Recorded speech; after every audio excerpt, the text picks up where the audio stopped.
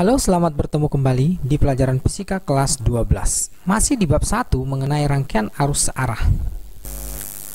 Untuk pertemuan kali ini, di pertemuan yang kedua ini, kita akan membahas tentang materi hukum Kirchhoff. Yang pertama kita akan bahas mengenai hukum Kirchhoff ini adalah hukum 1 Kirchhoff.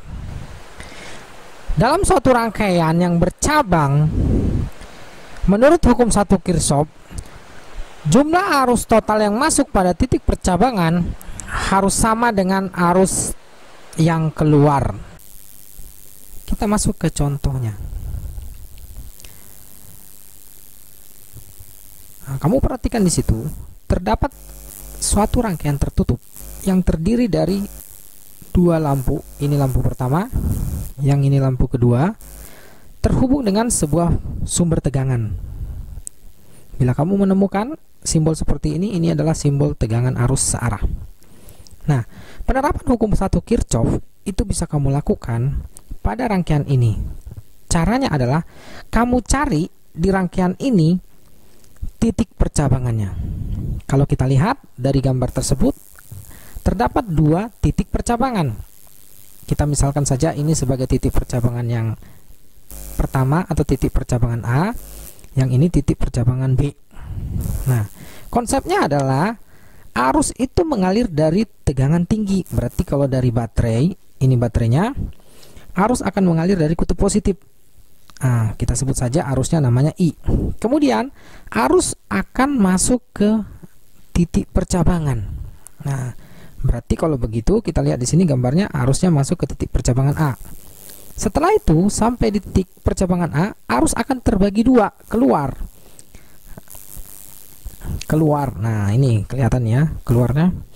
Keluarnya satu ke atas menuju lampu yang pertama, yang kedua menuju lampu yang kedua.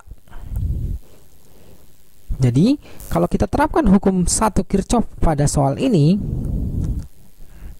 pada titik percabangan A itu berlaku sigma I yang masuk pada titik percabangan harus sama dengan sigma I yang keluar pada titik percabangan, sehingga kita peroleh dari sini nilai I itu akan sama dengan I1 ditambah I2. Oke, gimana? Sampai sini bisa dipahami ya? Baik, kita lanjutkan ya. Silakan buka buku paket kita di halaman 16 dan 19. Di situ ada topik mengenai rangkaian hambatan listrik. Nah, silakan kamu baca, bisa setelah selesai menonton video ini membacanya, atau kamu hentikan dulu videonya baru kamu baca. Ada 3 topik di situ yang bisa kamu pelajari mengenai rangkaian hambatan listrik ini. Ada tentang rangkaian hambatan seri, ada tentang rangkaian hambatan paralel, dan ada tentang rangkaian hambatan gabungan. Materi ini sudah pernah diajarkan di SMP. Jadi untuk mengulangnya, kamu bisa membaca sendiri. Itu nanti akan membantu untuk mempelajari materi hukum Kirchhoff ini. Jadi silakan dipelajari sendiri. Selanjutnya, mengenai tugas eksperimen. Alat dan bahan ini sudah ada di rumah kamu, berupa saklar, kabel, lampu, colokan listrik. Tugas kamu hanyalah menggambar rangkaian yang berhubungan dengan keempat alat ini. Silakan baca baik-baik petunjuknya di file yang telah disediakan di aplikasi Edmodo. Baik, kita masuk ke slide berikutnya. Topik berikutnya itu mengenai hukum 2 Kirchhoff. Hukum 2 Kirchhoff ini berhubungan dengan yang namanya rangkaian tertutup. Bunyinya, total tegangan atau beda potensial pada suatu rangkaian tertutup adalah 0. Secara matematis itu dinyatakan sebagai sigma E ditambah sigma I kali R. Ini contoh rangkaian tertutup yang terdiri dari satu loop. Berikutnya adalah rangkaian yang terdiri dari 2 loop. Dan ini rangkaian yang terdiri dari 3 loop.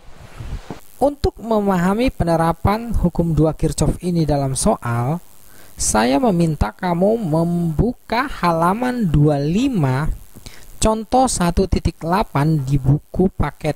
Silakan dibaca dulu halaman 24 itu adalah cara mengerjakan soal tentang hukum 2 Kirchhoff.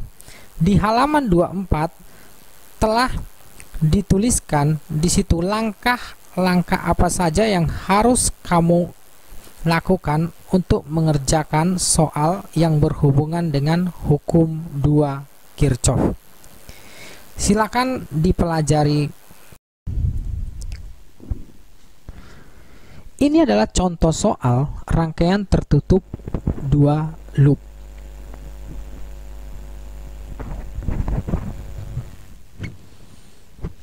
Perhatikan gambar rangkaian berikut ini. Terdapat 3 buah hambatan dan 3 buah sumber tegangan yang terangkai seperti terlihat pada gambar. Pertanyaan soal adalah tentukan besar kuat arus I1, I2, dan I3. Nah, untuk menentukan penamaan I1, I2, I3, kita bisa menggunakan petunjuk dari R-nya. Nah, kamu lihat di situ R1 sebesar 2 ohm. Nah, berarti kita logikakan saja I1 itu arus yang masuk pada R1. Berarti kalau I2 itu adalah arus yang masuk pada hambatan R2.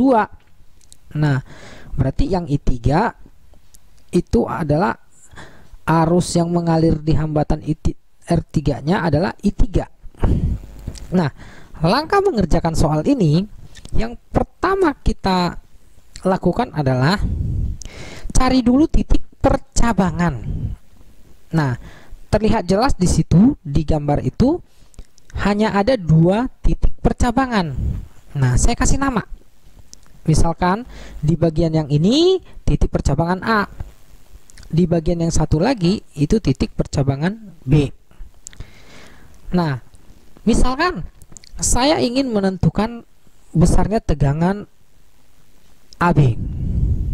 Nah, berarti arus itu bisa mengalir melewati hambatan R1 dengan jalur seperti ini. Arus I1 mengalir di bagian atas. Lalu dari A menuju ke B melewati bagian tengah itu arus yang mengalir namanya I2. Nah, untuk yang bagian bawah arus yang mengalir adalah I3. Nah, langkah pengerjaan supaya mengerjakan ini dengan menjadi mudah, kita gunakan saja cara seperti ini. Nah, kalau kita lihat titik A dan titik B itu kan titik percabangan. Artinya hambatan R1, R2, dan R3 itu adalah paralel. Nah, berarti langkah pengerjaannya kita cari dulu besarnya hambatan paralel dari R1, R2, R3 dengan rumus ini. Nah, dari mana datangnya rumus ini? Itu bisa kamu baca lagi di buku ya. Tadi kan ada tugas yang diberikan untuk membaca mengenai rangkaian hambatan. Nah, kita masukkan saja angkanya. Setelah kita masukkan angkanya, kita dapatkan nilai ini. Nah, di situ saya tulis RAB. RAB itu adalah R paralelnya ya. Kita masukkan R1-nya, R2-nya, R3-nya, dapatlah RAB adalah 2/3. Nah, kemudian yang kita cari berikutnya adalah tentukan besarnya tegangan dari A ke B. Kita gunakan saja hukum Ohm, sigma I kali R paralel. Nah, jadi VAB-nya itu adalah sigma I kali RAB. Nah, sigma I-nya itu adalah, kamu bisa lihat di sini, saya buat di situ E1 per R1 tambah E2 per R2 tambah E3 per R3. Nah, dari mana dapatnya? Ya dari sini. Perhatikan di situ. Di rangkaian ini. Ini kan namanya tadi E1. Karena simbolnya semua satu di sini kan, kita namakan saja ini E1. Di sini ada baterai E1. Di sini R1. Nah, sesuai dengan hukum Ohm, I1 itu adalah E1 bagi R1. Nah, begitu juga dengan bagian bawahnya. I2 adalah E2 per R2. Itu menggunakan hukum umum ya. Begitu juga dengan yang di bagian bawah ini. Bisa dipahami ya? Nah, kita lanjut. Nah, jadi kita masukkan saja angkanya begini. Nah, di sini kamu lihat VAB-nya itu saya buat E1-nya 3 per R1-nya 2. Ditambah E2-nya kok min. Tanda min ini dari mana? Kamu lihat saja di situ. Kalau kita lihat di gambar ini, dari A ke B melewati jalur yang atas itu ketemu kutub positif dulu, kutub positif baterai. Artinya E-nya positif, tapi melewati jalur yang tengah ini dari A ke B ketemunya kutub negatif. Berarti ini makanya tandanya min begitu. Tapi kalau lewat jalur yang bawah itu kan ketemu kutub positif dulu E-nya. Nah, makanya E3-nya positif. Paham ya? Oke. Nah, jadi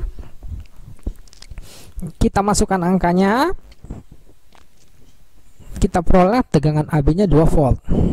Nah, kemudian untuk mencari arusnya itu kita bisa lihat di bagian rangkaian kita potong menjadi 3 bagian. Contohnya ini rangkaian yang bagian atas. Nah, kita sudah temukan tegangan dari sini ke titik ini itu 2 volt. Nah, rangkaian ini kalau kita potong itu bukan lagi rangkaian tertutup.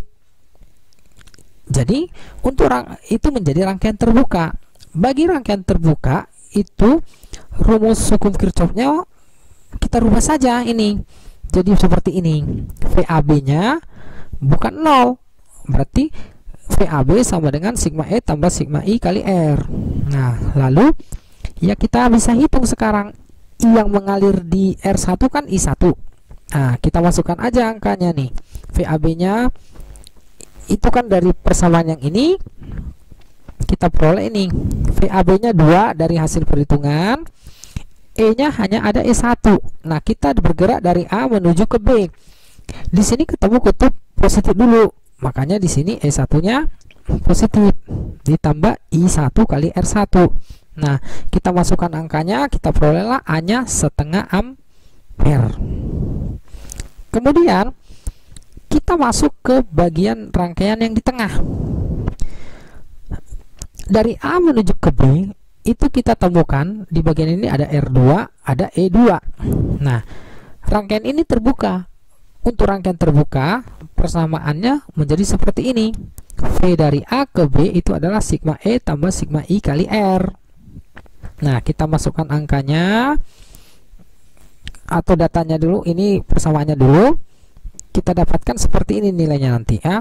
VAB-nya tadi kan 2. Nah, E2-nya ini kenapa negatif? Karena dari A menuju ke B itu ketemu kutub negatif dulu. Begitu. Nah, ini tinggal I2 kali R2-nya 2 ohm. Kita hitung. Dapatlah min 5 per 2 ampere. Nah, arus kok min? Nah, apa maknanya ini? Maknanya adalah pada rangkaian ini dari A ke B ini, arus yang sebenarnya itu bergerak dalam arah yang berlawanan. Berarti yang sebenarnya terjadi adalah arus bergerak dari B ke A. Jadi tidak masalah. Untuk perhitungan tanda ini abaikan saja. Yang penting kamu tahu tanda negatif di sini maknanya adalah arus yang sebenarnya terjadi bergeraknya bukan dari A ke B, tapi sebaliknya dari B ke A. Kemudian untuk rangkaian yang bagian bawah ini juga rangkaian terbuka karena arus tidak bisa berputar. Nah, dari A ke B itu melewati jalur seperti ini, ketemunya kutub positif baterai yang 6 volt ini dulu. Nah, kita terapkan saja hukum persamaan ini. VAB sama dengan sigma E tambah sigma I kali R. Nah, berarti kita peroleh itu VAB sama dengan E3 tambah I3 kali R3. E3-nya itu positif karena tadi ketemu kutub positif dulu ya. Nah, kita masukkan angka-angkanya, kita perolehlah I3-nya min 3 per 2 ampere. Nah, pada Rangkaian yang bawah ini ketemu juga nih tanda negatif. Ingat tadi maknanya ya, di awal kan sudah disampaikan. Tanda negatif ini menyatakan kalau arah yang sebenarnya terjadi, aliran arus I3 itu bergerak dari B menuju ke A. Nah, jadi kalau nilainya 3/2 gitu. Jadi dalam perhitungan ini diabaikan saja, nanti kamu tinggal pakai angka 3/2 nya saja. Oke, itu cara yang kita pakai untuk mengerjakan soal ini, berbeda dengan cara yang ada di buku. Jadi silakan pahami kedua cara ini.